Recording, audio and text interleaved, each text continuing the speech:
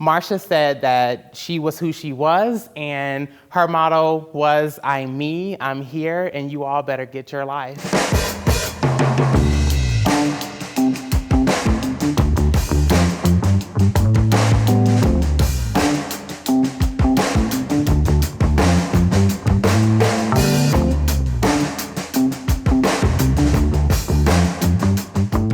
A lot of people that comment on Basquiat say that the pieces are like a child could draw that, and they're not painted by someone who's an artist. But he's like an extremely talented painter. Although the drawings looked simple, they were extremely complex. They usually talked about social issues, social commentary. They dealt with things such as racism, economic equality, and all these things in the nation. As an artist, he's influenced me because he was someone that was very brash. His look was very uncaring, but it was him. And that's something that's been important to me, especially with growing out my hair. I saw him as someone who was extremely comfortable in who he was, and the way that he looked was exactly how he wanted to look, regardless of if that's how society thought that a black man's hair should be at that time or how he should be wearing his clothes. To look at the photo while I was trying to do it was really hard, and then to see the finished product was like, oh, I accomplished it. It was really cool to see. It looked like who I look up to, so it was a really good feeling. There was like the civil rights movement, and then Malcolm X. And I think a lot of people misinterpreted him. A lot of people consider him to be the one who was like, no, there needs to be violence, when actually he was the one saying like, no, there needs to be peaceful protesting, but black people also need to learn how to defend themselves.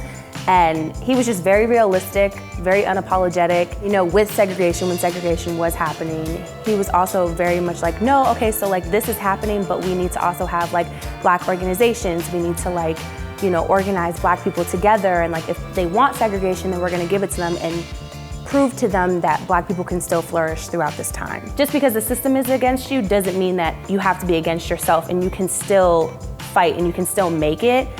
That's important, because these issues that were happening in the 60s and 70s are still happening today. Like, you know, I mean, yes, we have made a lot of progress, but there's still a huge fight that needs to happen. I was almost moved to tears, which was really surprising. I didn't expect to be so moved to see myself with like a side-by-side picture of him and kind of look like him. It surprised me. I actually did really well.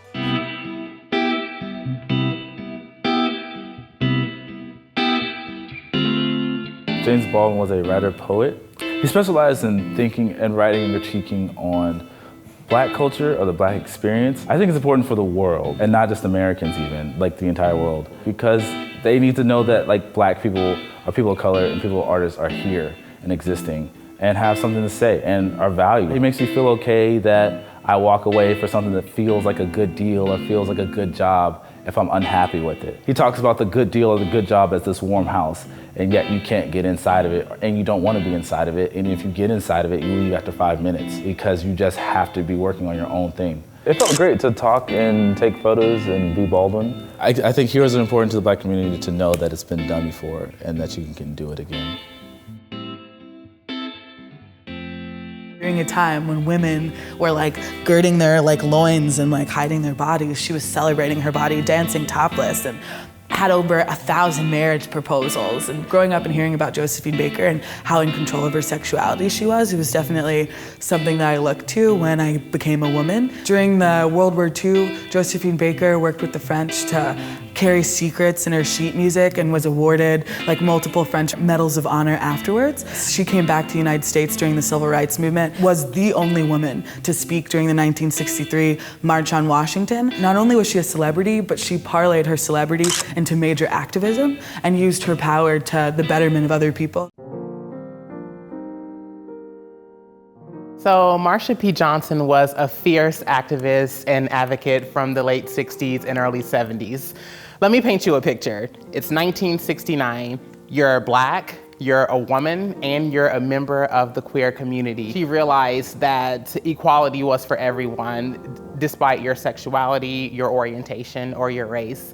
And she was a part of the major movement in the Stonewall riots in 1969. And the unfortunate part is, after all the work that her and Sylvia Rivera did for the gay movement, they actually shunned her and they despised her because she didn't fit into a certain class. Stonewall was a huge part of the movement because they weren't afraid. It was one of the few times in history where queer, trans, gay, lesbian people stood together unified and said that they would no longer take it and that they had a right to hold space. It feels good to know that the reason why I'm here today is because of people like Marsha P Johnson and the work that she's done. So I feel I'm a descendant of greatness.